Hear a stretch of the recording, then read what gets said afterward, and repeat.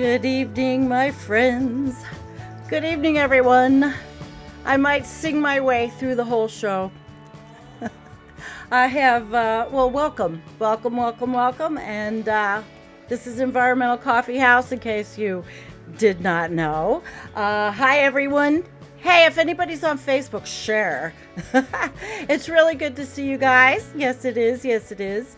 I wanted to take this song and I wanted to sing that I have been binge watching Squid Game. Oh, binge watching Squid Game. But I won't do that. I actually have an article. I have breaking news for you. And wow, I'm going to get started because it's really good breaking news. You guys might be excited. I don't know if you'll be excited or not. We're going to find out. All right. Okay. So I say hi to everyone that's here. Hi, Christine, Kim. Thank you for being our mod. And I do want to get started. I have a few little gadgets to play with like this. And then I have something like this. And I'm going to tell you that my breaking news is this. Putting forth a less ambitious legislative package in an effort to secure enough votes for passage in the Senate, President Joe Biden announced Wednesday that his original scaled-back proposal to purchase a single reusable, he would do it to buy a grocery bag. Hang on, I have to do something. I knew I would forget to do it. Okay. And that had nothing to do with cats or doors. It was the fan that I cool my laptop off. Well, anyway, for those members, it's going to be just all it is. No more $2 trillion. It's just going to be a single reusable grocery bag. That's all we need. Basically, because, you know, it's all in the hands of this guy, right? This guy. This is the guy it's all in the hands of who is actually going to kill us. I mean, he's really going to kill us. So let me tell you the details of the plan. He said, for those members of the Democratic caucus who have demanded a more slimmed down, manageable approach to the catastrophic effects of climate change, I believe we've finally reached a compromise in the form of this handy canvas tote bag, which should hold up through years of regular trips to the supermarket, Biden told reporters in the White House briefing room as he gestured toward a screen that displayed a cotton bag featuring an illustration of a woman and a text that read, Jane Austen. Oh, she is my home girl. Jane Austen. Oh, yeah. It's an item administrative sources said it confirmed was available at Cafe Press. So this proposal, it brings the cost of the plan down to just under, now listen to this, just under $10 with shipping. That's pretty good, huh? Oh, $10. No more $2 trillion, just $10. Okay, so while some of you may be concerned that this bill doesn't go far enough, hey, at least it's a start, right? And our hope is that in future congressional sessions, we will be able to appropriate funding for even more tote bags. So failing to act on the climate crisis, it's simply not an option. You know that, right?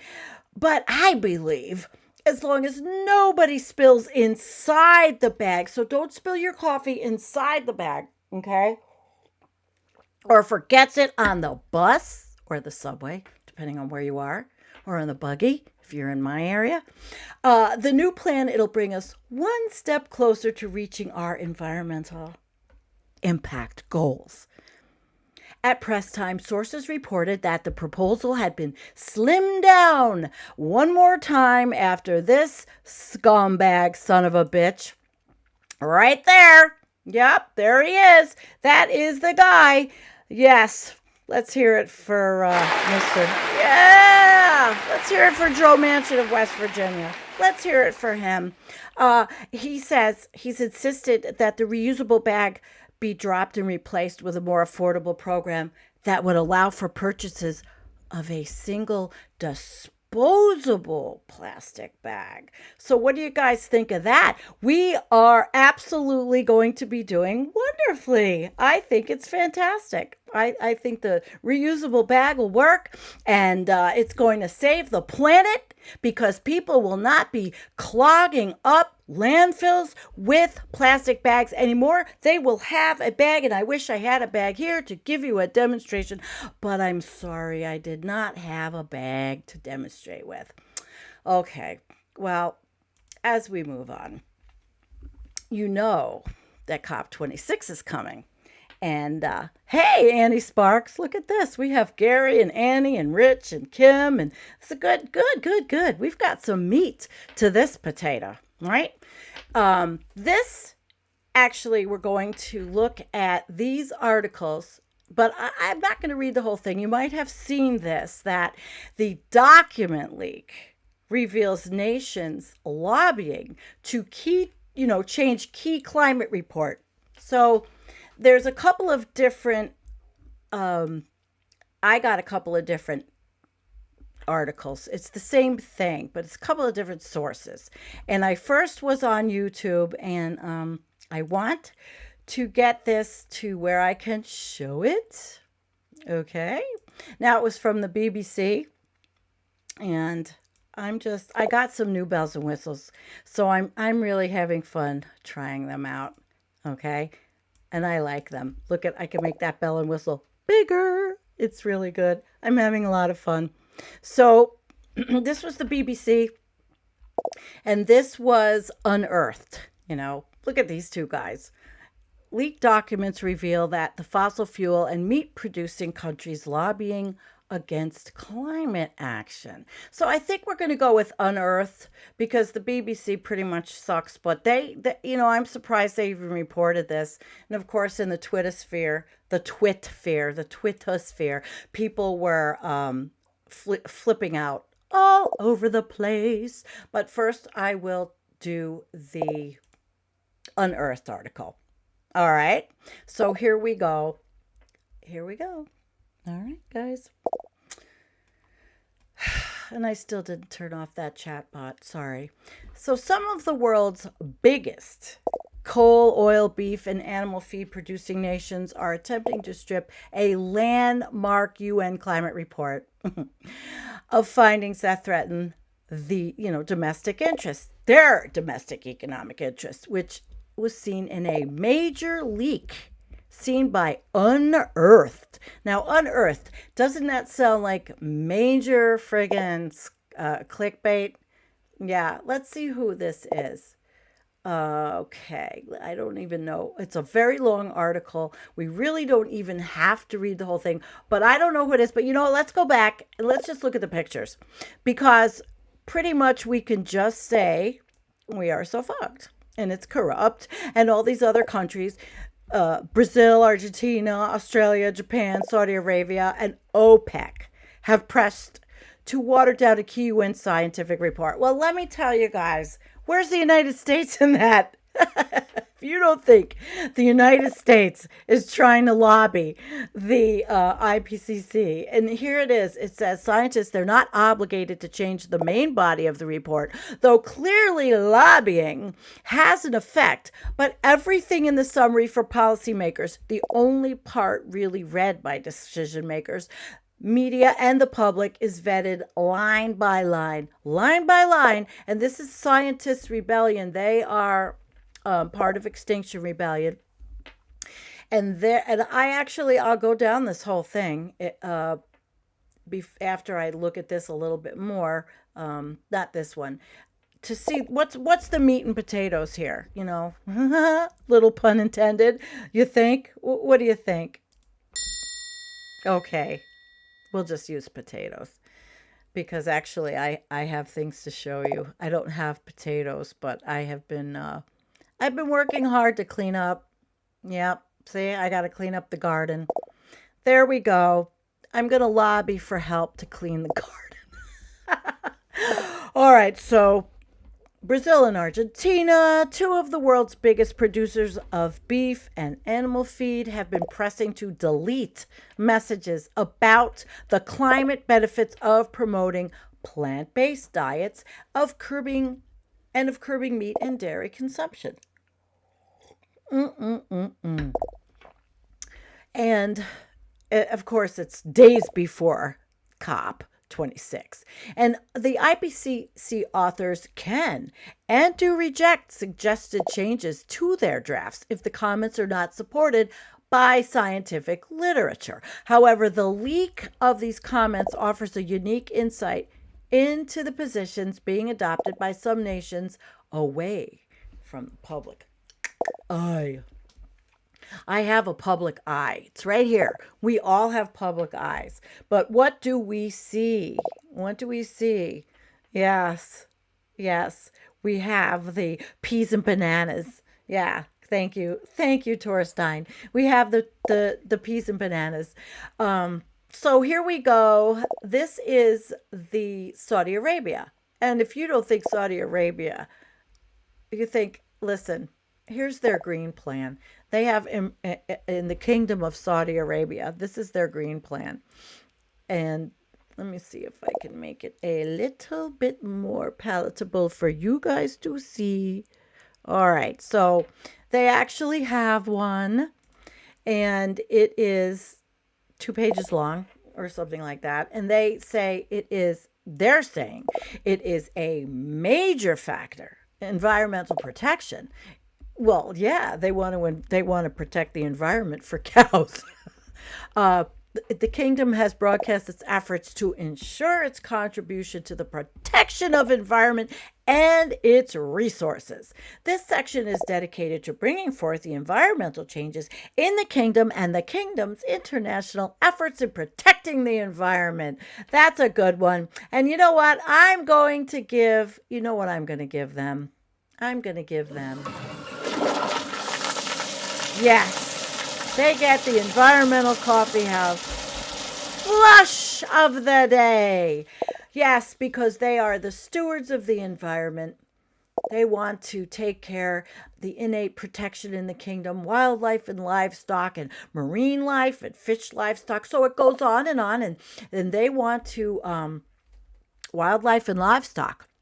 The kingdom has given great attention and importance to the wildlife initiatives and projects. That's in between, cutting people up in pieces, related to the environment by issuing regulations that preserve protected areas of wildlife and plant life aimed at controlling the trade and hunting of endangered wild animals and birds used for production purposes. So they've got some protections. I am not going to go all the way into that, but you see what I'm talking about. That's their page.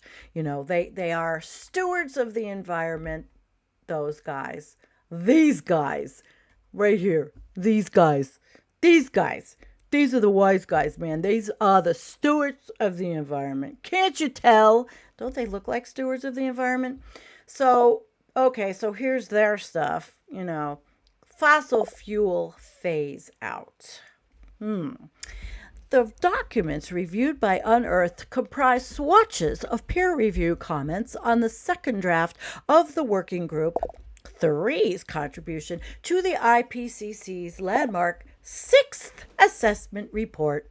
Now, the group's report, which is not due to be published until next year, it'll be a definitive assessment of the ways available to the world to limit global warming.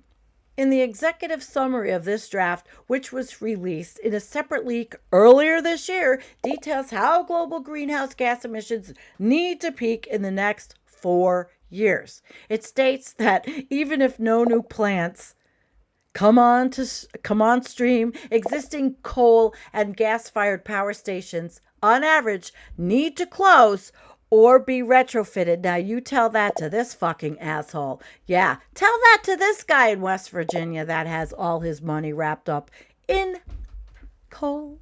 He's a criminal. He's a crook. And I don't care what political party he is. He's a piece of shit. Okay, he really is. Did I say he's a piece of shit? I'll say it again. I can say it a few times. So instead, the IPC, this group says the IPCC must remain technologically neutral and acknowledge the role that carbon capture technology could theoretically play in reducing the climate impact of fossil fuels. So that means keep burning, keep destroying, keep doing all the same shit, business as usual. Business as usual, right? Okay. Carbon capture, we know that those are the names given to the technologies that capture carbon emissions from industrial sites like power plants and keep them out of the atmosphere or use them in the industrial processes. So basically everybody wants to do that. All of the capitalists, all of the authoritarian capitalists. I mean, it's money that makes the world go around after all, isn't it? Yes. So, kingdom of carbon. But by embracing this technology as a future bet, policymakers can argue for a delay in action to limit fossil fuel use and justify new oil and gas fields coming on stream, regardless of whether CCS actually delivers. So, Saudi Arabia, it repeatedly seeks to have the report's authors delete references to the need to phase out fossil fuels. They can go fuck themselves. Sorry. No holds bar show tonight. All right, so it's supposedly, now allegedly, supposedly, this may not be, I did not do my fact checking. I'm going to rely on all of you to do the fact checking. I didn't have enough time. All right, but I fact checked on Twitter. Do you think that fact checking on Twitter is something good? What do you think? All right. Yay. Sandy dropped the F-bomb. Yes, Dwayne, I dropped the F-bomb. So scientist rebellion, actually, why I could even just read this to you. And I could just look at this and say what the summary is of it. The majority of the summary ends up either changed or removed, allowing governments to obscure the truth, hide their obligations, and to continue genocidal practices.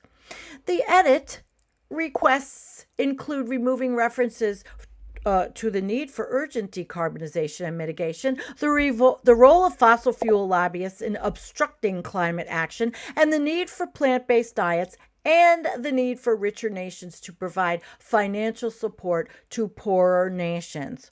And, I'm going to show you what I did this week, if I can find it. Okay, this was my last. This was just the other day. October, 19th, 2021, I picked watermelons in the southern tier of Western New York. Aren't they beautiful? Yes, beautiful. Watermelons. Yes, and today, October 22nd, 21st, 2021, it was 72 degrees. Yes, it was. So when they talk about the need for plant-based diets, they're talking about what I break my ass for. And now it's cleanup time. As I showed you the picture of my garden, it's time to clean up. So these efforts represent an establishment assault on the truth, a core denial of reality, denial applied in order to maintain and extend their own power. Yep. They pretend some technology will be invented that allows nothing to fundamentally change, and they are willing to bet our lives on that fantasy, right? The truth matters. We're taking action at COP to call out this bullshit. This is an emergency, not a time to indulge the deceit of climate criminals. Please get in touch with them. XR Science. And then Rupert Reed, he says, and I like him. I happen to like him. He did comment on this. Really good to see this whistleblowing. Really dire to see how government sought to alter IPCC report. The dire state of affairs has been going on for the last 26 years. If only there'd been full-on whistleblowing like this decades ago.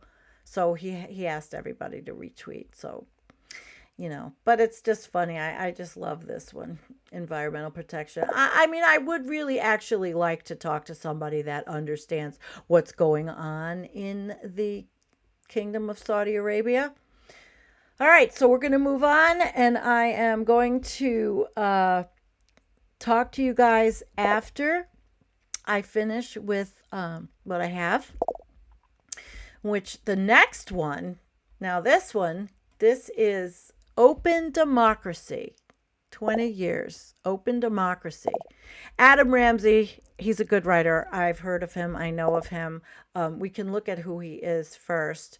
He's Open Democracy's main site editor. It's decent, He sits on the board of Scotland, of Voices for Scotland, and advisory committees for the Economic Change Unit. All right, so the dude is sort of legit. I think he's legit. So this is actually, I hope anybody from the UK is not going to be angry with me. Raza, if you're still here, here you go.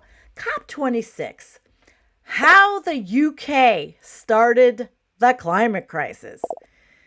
And it's very timely because it's happening over there. And so the UK started the climate crisis. And I don't know if I have the right accent. I probably have more of an Australian accent here. So let's see. Boris Johnson will soon take on the role of the bombastic host at the UN's climate conference in Glasgow. Don't let him pretend we're the good guys. Please, guys, anybody from the UK, please tell me, how is my accent? Occasionally, when I'm walking the dog on the beach, I find a lump of coal, black against the yellow sand. The Firth of Forth, the fjord that washes the north of Edinburgh, cuts deep into the seam that Scotland's central belt is built on. Sometimes the waves dislodge a chunk of the bed and wash up a 350 million-year-old piece of driftwood from the mighty forests of the Carboniferous period. The Carboniferous period. Repeat after me. Okay, guys, let me see. Okay. Yay or nay? I'm doing whatever I want tonight.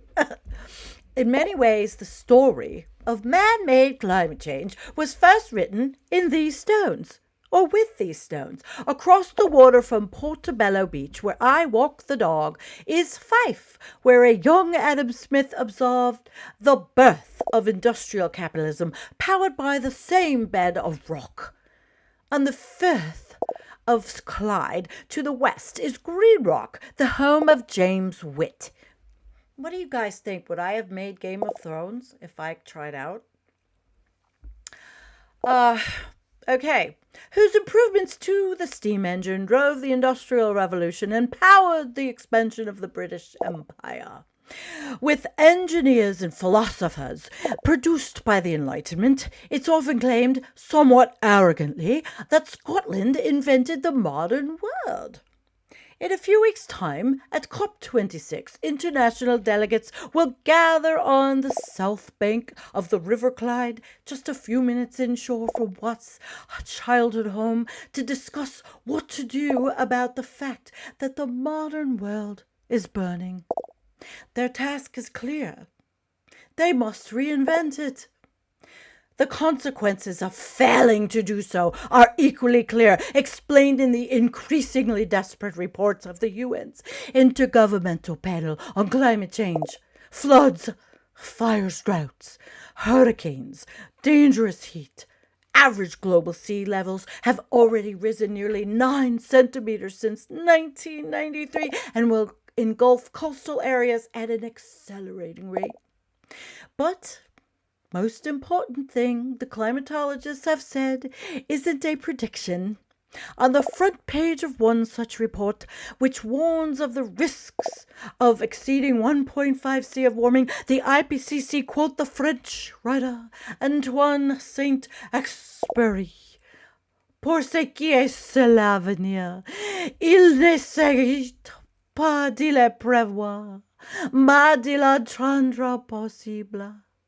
As for the future, it is not a question of foreseeing, but of making it possible. Targets and techno fixes, blah, blah, blah. All right. COP26, or the Conference of the Parties to the United Nations Framework on Climate Change, to give its full name, will be a fight over different possible futures, a battle between social movements and entrenched power, between those desperate to defend the world and those who prefer to preserve the world order, between reality and spin. While these events are annual, this one, like in Paris in 2015 or Copenhagen in 2009, it's set to be a big one. Alongside haggling over money and discussing how to adapt to the now inevitably changing climate, governments are being asked for ambitious 2030s emissions reductions targets that align with reaching net zero by the middle of the century. Getting countries to agree to reduce their emissions dramatically over the next decade, as science requires, it won't be easy. Last month, the IPCC added together the global total of each country's own agreed targets. Combined, these wouldn't lead to a reduction in carbon emissions by 2030, but a sizable increase of about 16%.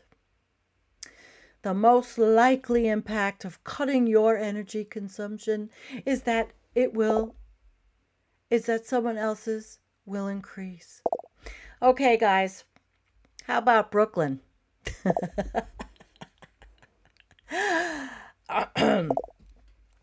Even theoretical agreements to slash emissions, it won't be enough.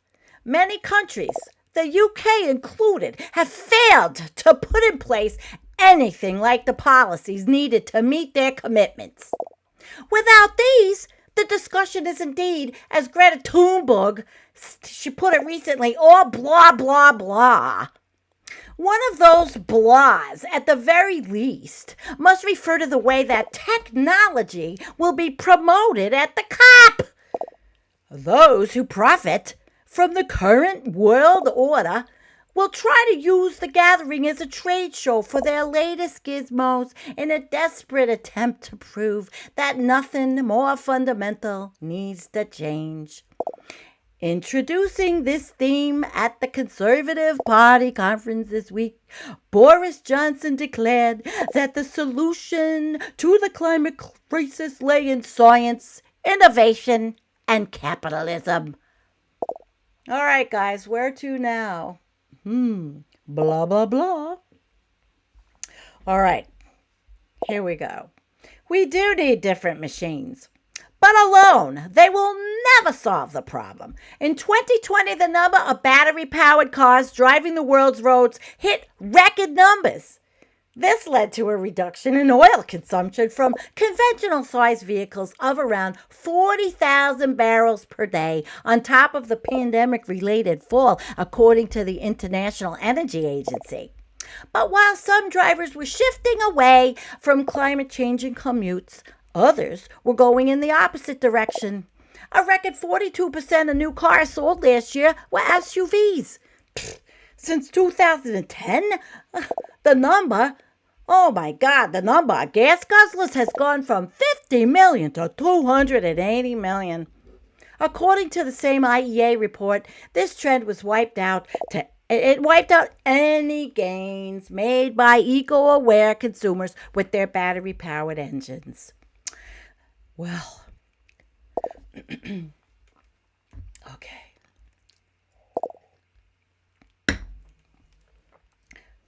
These two trends probably aren't entirely unrelated. If one group of people buys less petrol, then the price of fuel will fall, and so other people will buy more. Similarly, the aviation industry will talk up the possibility of more fuel-efficient planes, but we've already tried that. Between 1960 and 2018, passenger aircraft oh my goodness, became 8 times more fuel efficient. The result was that the cost of a plane ticket fell and a new class of people was invented: frequent flyers. Yeah, I was one. From 1970 to 2019, the number of air passenger journeys a year has grown from 310 million to 4.4 billion, a 14-fold increase. More efficient machines meant more fuel was used in total. But that isn't surprising. James Watt's inventions radically increased the efficiency of steam engines. But as the economist William Stanley Jevons observed in the 1860s, coal consumption in the UK, it didn't fall. Nope, no, it increased. Buyers got more pump for their pound, and they delivered the Industrial Revolution. Yes, they did. The Jevons paradox and more recent and related Kasboom, well, I put the B in there, Kazum-Brooks postulate, show that this is normal. In a free market, oh boy, I'm reverting to Boston. Oh my God. I'm reverting to Boston. I don't think I could do Boston. In a free market capitalist economy, the more effectively a machine uses its fuel, the more fuel will tend to be poured into it. These rules of free market economies also undermine another element of the spin our rulers will attempt in Glasgow. Nope. Back to me. You could expect a whole strand of coverage over the next month to focus on what you can personally do to reduce your carbon footprint. Oh, what can you do to reduce your carbon footprint? Maybe this? Does that reduce carbon footprint? I don't know, it reduces something. But in reality, the most likely impact of your cutting your energy consumption is, as all of those people who bought electric cars show, that someone else will buy more in your place. The problem isn't a lack of efficient technology, nor of a desire to do the right thing. It is that our society is governed by a bunch of clueless by the perverse rules of the free market. A mirage of negative emissions technologies has been conjured up by highly paid illusionists. We should be equally skeptical of other kinds of technology that will be paraded as the solution to the climate crisis. Oh, yeah. Oh, my gosh. During the Paris 2015 conference, I gatecrashed a party of lobbyists at a club that Marcel Proust once described as the most exclusive in the world. And that inner sanctum of the elite, the inner sanctum of the elite, sipping astonishingly good red wine, I met Al Gore and one of the Florida lawyers who, in 2000, had ensured he lost the presidency. God. Now working as an aviation lobbyist. Of course he was. Of course he was. I listened to speeches by the hosts, the great and the good of the U.S. fossil fuel industry, and I secretly recorded what they had to say. When I said I was a writer, the swarm of lobbyists were all very keen that I promote the same idea: carbon capture and storage. Carbon capture and storage. Carbon capture and storage. It's so much magical thinking. But, it's a try. Gotta try, right? Gotta try. Gotta try. They said they wouldn't need to change their filthy ways. No. Pollution could simply be pumped into the ground. Just pumped right into the ground. For years, this mirage of negative emissions technologies has been conjured up by highly paid illusionists to create a sense that we don't need to change the economic system driving the climate crisis. We don't even need to stop extracting fossil fuels. There is a problem with all this, though. no project has successfully captured and stored carbon at anything like sufficient scale. As an editorial in the scientific journal Nature put in 2018, negative emission. Oh, excuse me. I need a sip of my coffee. Nothing like belching into the microphone. There is a problem with all this. Okay, and they've never successfully captured and stored carbon at anything like this, right? So 2018, negative emission strategies remain that magical thinking. And boy, I really like this one. It's easy to be distracted by the humming of new toys. And of course, the shift to a zero carbon world would require a green energy revolution. But cheaper solar panels are a good thing. But the new will be meaningless if it's built alongside the old. We must focus on the material reality of what's being negotiated over. It's some of our planet's vital systems. The atmosphere, the lithosphere, the lithosphere. Say it with me. Lithosphere. Répétez après moi. Lithosphere. Over hundreds of millions of years, plants and plankton have photosynthesized, taking the carbon out of the atmosphere. So sometimes when they died, they rotted, returning it into the air. But sometimes they became entombed in places without oxygen, and they were preserved. So those carboniferous forests, for example, laid down the wood that was cooked into coal under pressure from above and heat from below. The plankton that sank into low oxygen parts of the ocean became Earl. That's my neighbor. His name is Earl. As these plants and plankton drank carbon from the air and took it to their graves, they reduced the amount of the sun's energy that was trapped in the atmosphere, calming the planet's weather systems and gradually creating the conditions for human civilization to emerge. And I guess that we are kind of creating the situation for human civilization to go extinct. So we were created and now we are going to go extinct. Okay. And they say there's hundreds of millions of years of worth of this carbon stored in the rocks beneath us in the lithosphere. Again, lithosphere.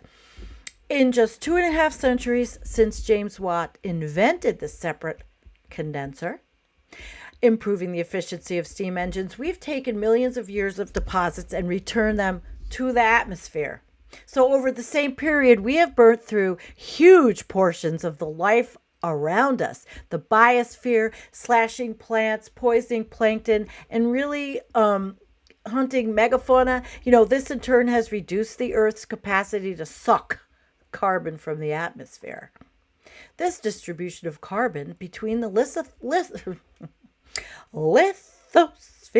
and biosphere and the atmosphere is the basic material reality upon which all climate change negotiations take place.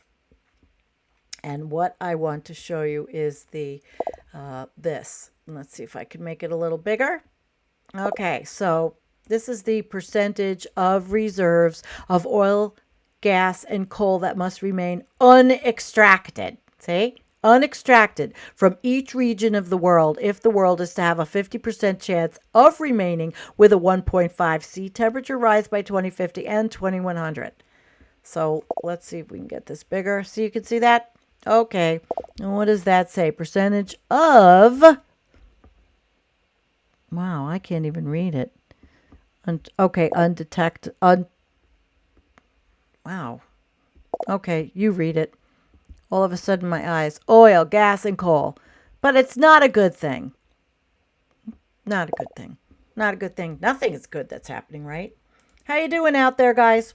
Okay, so last month, and I'm just back to me because it's, what other language can I try? All right. Last month, the journal Nature published a paper calculating what this means. To allow for a 50% probability of limiting warming to 1.5 C by 2050, we find that nearly 60% of oil and fossil methane gas and 90% of coal must remain unextracted. Okay, so we've got to burn less. Berlin's Mercator Research Institute puts it another way. If we are to remain within the 1.5 C target, the atmosphere can absorb no more than 400 gigatons of CO2. Annual emissions of CO2 are estimated to be 42.2 gigatons per year. With emissions at a constant level, the budget would be expected to be used up in less than 8 years from now. At the 2009 climate conference in Copenhagen, countries in the global south rallied under the banner 1.52 survive, 1.52 survive. Yeah. The conditions created by any more warming than this, they pointed out, would likely leave much of the territory, their territory, our territory, everybody's territory, uninhabitable. Okay? Yeah, uninhabitable.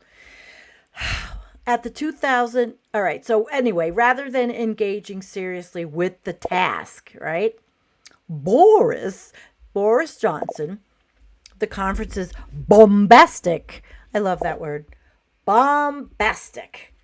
How many times can we say bombastic? He's the bombastic host is likely to use it as a global ego booster. The combination of Brexit cock-ups and one of the worst COVID responses in the world has left him looking like a bit of an idiot. Now, an idiot, it's a different word, a weird word. Anybody in there that can give me the definition, is an idiot an asshole, a moron, a clueless fucking moron, a fuckface, an idiot?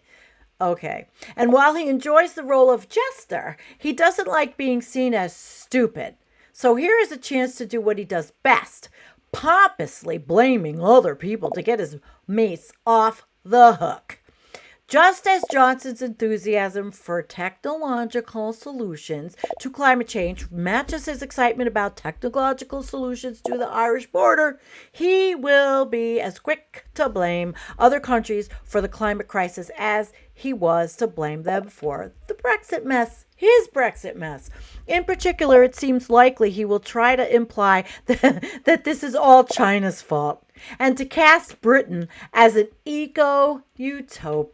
Isn't that something? He's going to make it like an eco-utopia. Oh, I really, yeah. Okay. Can you tell us about that, guys, out there from the UK? Oh, idiot. Okay, thank you. Idiot. Thank you, going south. Idiot. Perfect.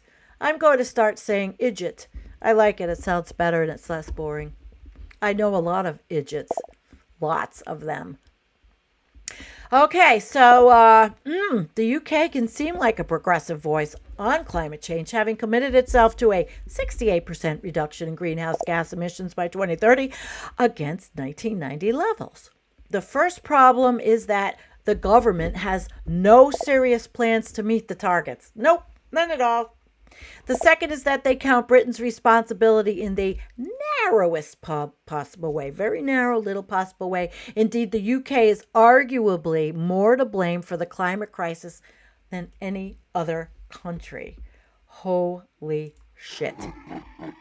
For his 2011 book, The No-Nonsense Guide to Climate Change, the researcher Danny Shivers dug back through the historic emissions data and compared them to current population levels.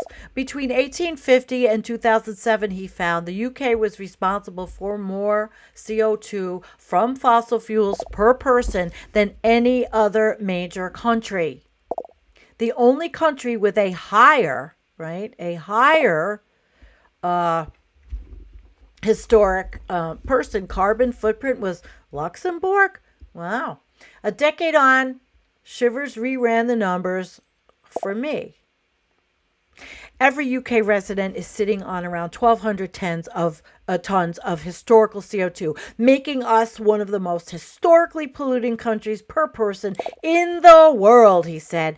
Out of countries responsible for more than 1% emissions, we're jostling for the top spot on the historic responsibility table with a similar per capita figure as the US, compared with 150 historic tons per person for China and 40 tons per person for India. What an idiot. The infrastructure and relative wealth we enjoy in the UK has been built on huge amounts of past pollution, much of which is still in the atmosphere today. These figures only account for emissions rising up from the UK's landmass. If a British company designs a product in the UK, sells it in the UK, and counts its profits in the UK, but offshores its manufacture to Vietnam, then its emissions are counted in Vietnam. And because the UK is one of the world's most de-industrialized countries, this offshoring of emissions means that Britain undercounts its carbon footprint more than most other countries. So a report from the WWF last year, for example, argued that around half, 46% of the UK's emissions came from products made overseas to satisfy demand. So there you see, you have it. Okay, Britain and America have used more than their fair fossil share. Of course. And there's no other options right now. It would be great. I just don't want to leave the house then. And I won't burn, but I still will burn because I heat with wood. And that's, it's always a conundrum. This is what's going on my deck. Trying to get it up there for the wintertime. And this has a carbon footprint, even with a catalytic converter. All right. Let's see here. 1,239 tons per capita per person. Who's the lowest? India. All right, so this is pretty interesting. The UK's responsibility is also about history. Britain developed the form of coal-powered industrial capitalism at the heart of this crisis and through its empire exported it around the world. When European colonists arrived in Africa, Australasia, the Americas, and Asia, they drove deforestation, plunder, and pollution, often replacing civilizations which had long survived relatively sustainably and establishing machinery that continues to extract wealth to this day.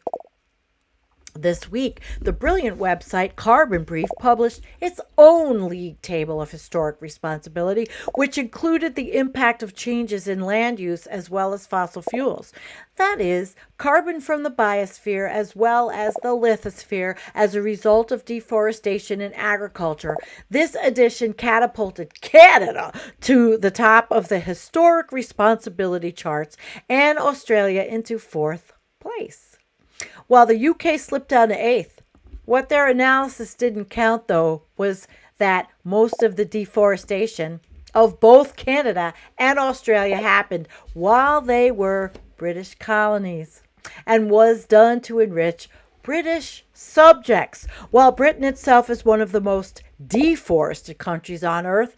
But this land use change happened before 1850, when the league table starts counting. On top of this, Britain is still a major oil economy. 2 of the world's 5 major oil companies, BP, Shell, are British and Anglo-Dutch.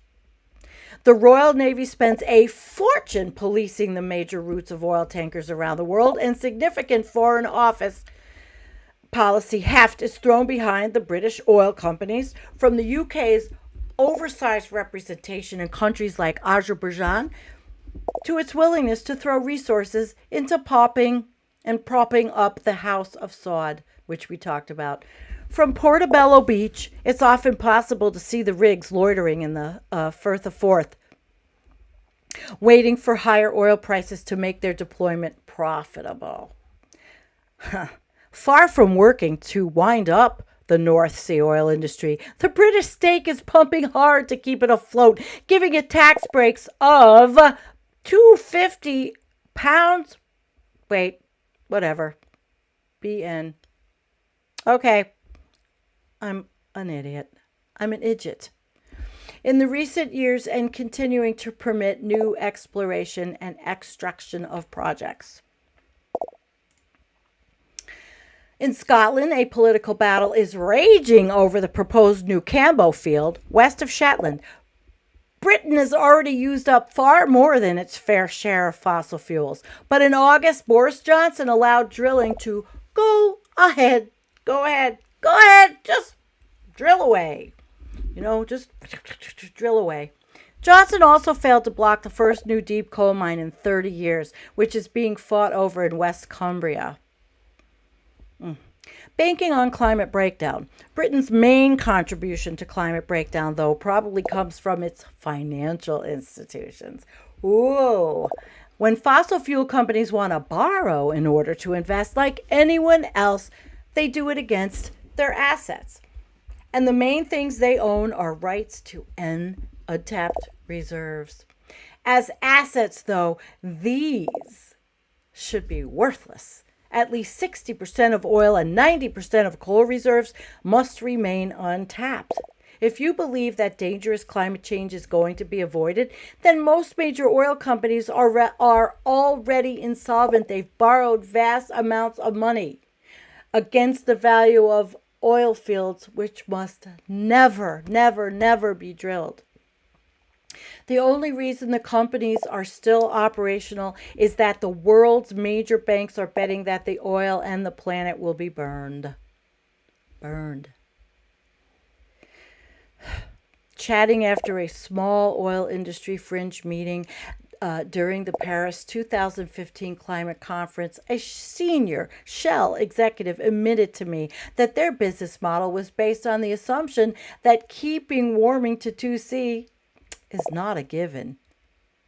Doesn't that make you just want to fucking punch something? Not that we didn't know any of this shit went on. Along with China and the US, the UK is one of the biggest banking countries in the world, so the scale of emissions resulting from investments of British financial institutions is vastly out of proportion to the country's population, and nearly twice the domestic emissions of the UK in 2019, according to a study by the WWF and Greenpeace.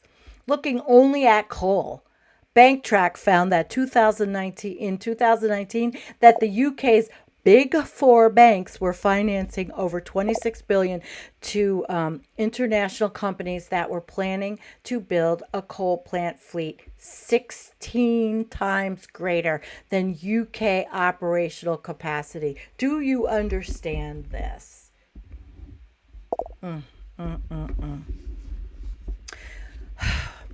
Britain's banks are funding an armada of coal power plants big enough to sink any chance of avoiding dangerous climate change. So the hidden oil money, that's another part of the story. It's the way Britain protects the wealth of fossil fuel barons. A study by the Transnational Institute, the think tank, right, recently found that corporate value chains are habitually structured along the former territories of the British Empire and the Low Countries, Belgium, Luxembourg, and the Netherlands. They concluded, overall, this group, together with the wealth of the world's billionaire class, effectively constitutes the backbone of global capitalism. The recent revelations of the Pandora Papers only emphasize this. So the cash that the Russian oligarchs, Saudi princes, and Emirati rulers stash in bank accounts in the Cayman Islands or the British Virgin Islands or Gibraltar or clean up via London's housing market, well, very often it originates in oil and gas extraction.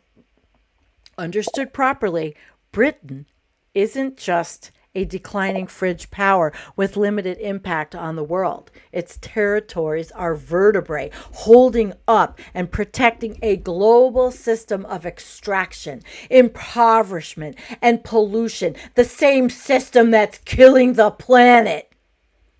The UK keeps the world's hidden oil money safe, ensuring that we are no longer allowed to know the names and addresses of the people killing the planet. Another world, though, is still possible, right? The UK also has a positive story to tell. According to analysis by Carbon Brief, domestic emissions have genuinely been falling. That's because Andy the gardener rides a bicycle all the time. Since 2007, even when you account for offshoring, this reduction has largely been driven by the switch away from coal, won by climate protesters in the late noughties, when a series of climate camp protests brought the issue into focus. Indigenous movements run by the descendants of those same people slaughtered by the British Empire all those generations ago have managed to stave off the equivalent of a quarter of the US and Canada's emissions over the past decade, according to one recent analysis. It's not technology or public opinion holding back the action needed to avert the climate crisis. The technology needed for the world to transition to a zero carbon economy exists. In a recent study of 500,000 people across this planet, 64% said they believe that climate change is a global emergency, with overwhelming support for a wide range of policy changes. According to another poll, 80% of people across the developed world say that they would be willing to change their lifestyles to reduce the impacts of climate change. The bloc holding back the radical action needed to avert the climate chaos isn't technology or public opinion. It's the system of power that puts our leaders in place. It's the networks of lobbyists, public relations executives, and advertisers who work every day to defend that system. And it's the deep wells of wealth that pays them to do so. Facing off against them is perhaps the biggest and best coordinated global movement humanity has ever seen. Networks of young people going on strike across the globe, allied with people of color, insisting that their lives matter, and supported, according to poll after poll, by the vast majority of people across the planet. On the other side of the Firth of Forth, and a few miles inshore, is the land where Scotland's last coal power station, Longannet, used to be.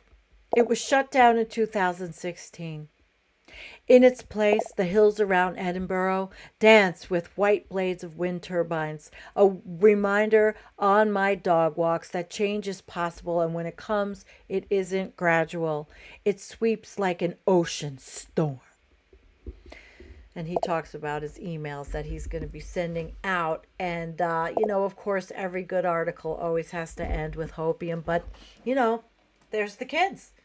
There's the kids. And I think of the kids because I have one. I think I'm moving away from my microphone. I have one. So where are you guys? I've been an hour. It's been a really interesting show. I've enjoyed myself. I needed to enjoy myself. I absolutely needed to enjoy myself. Okay, so where are you? Poppy. Hello, Poppy. Who's with us? Is Sam with us? Thank you, Sam, for helping me. Help me close up my. I don't know where he is. I don't see his. I don't see him. His heart is broken. Oh, okay. Well, you guys are talking about a lot of different things. Hey, listen, TCR, you say get rid of the gas sucking truck. I have one. I have one. And it's not like I have not, piled it up. And this is what I did 2 times. And I am going through a split, and there was a lot of shit in the basement. And I do things like this. I drag crap. I get crap. I drag crap across the yard. I don't go out a lot. So being that I don't go out a lot, is that my rationale? I mean, what am I going to do with it? And like they said, give us more choices. Give us better choices. If we had better choices, maybe we would make them. But as a collective, not just me, not just like the guy up the street, as a collective, and you know what that means. As a collective, that means getting rid of our systems, our monetary systems. It means degrowth. It means instead of a growth paradigm all the time, it means let's have an economy that just doesn't have to grow. Is that socialism? I don't know, guys. Well, I do have to say I've really enjoyed the show. I have things coming up for me. I have to get my roof done. I have to do the leaking part of my basement that is still leaking. Hey, there's two of me on there. So I've got to do those things. So when I tell you I'm busy, I am busy. I'm not going to fix the other side of my basement. I'm going to just do it myself with that dry lock stuff because it's too expensive. And I had the one side done and that's not leaking and I'm happy. So while the earth crashes to a halt, which it hasn't, I'm tired. So if you liked my show, would you please do me a favor and would you like and subscribe? I would appreciate it. And I want to thank everyone. Yes, truly aghast, my favorite name on the planet. The one side of my basement is fixed. I'm fixing the other one inside as a stopgap till next year because it's not leaking as bad. And Annie, it's great to see you, sweetheart. It is really great to see you. So like and subscribe. And if you can, it would be great if you guys want to become a member of Buy Me a Coffee and buy me a coffee. That helps. It does. It does. As I've always talked about, it helps. And I'm not, the most comfortable begging for money, which I'm not. I just want to keep the channel going. So that's in the show notes. And I enjoyed the show. And good luck tomorrow, going south, tourist time, whatever it is you're doing. And yes, coffee for the queen. Coffee for the queen. I had fun. Thank you guys for allowing me to get my theatrical, whatever it was, out of me. Because if you heard me to the music I was playing, I was singing that I binge watched Squid Game for about 20 minutes. All right. Peace out. We will see you on Saturday because we got Nicholas on Saturday. So I don't think I'll be doing the show. But if I decide to do a show, I will certainly let you know. And it's so great. Oh, hi, Katie. Yeah, it's great to see you guys. All of you. Hey, Jen. Yes, I got something from you today. Oh my God, what a beautiful place. And Darlene. Hi, Darlene. Bella, Bila, Kenny, Bila. It is so great. All right, guys. Peace out. I love you. Can I sing too? Can I sing? I binge watched Squid Game.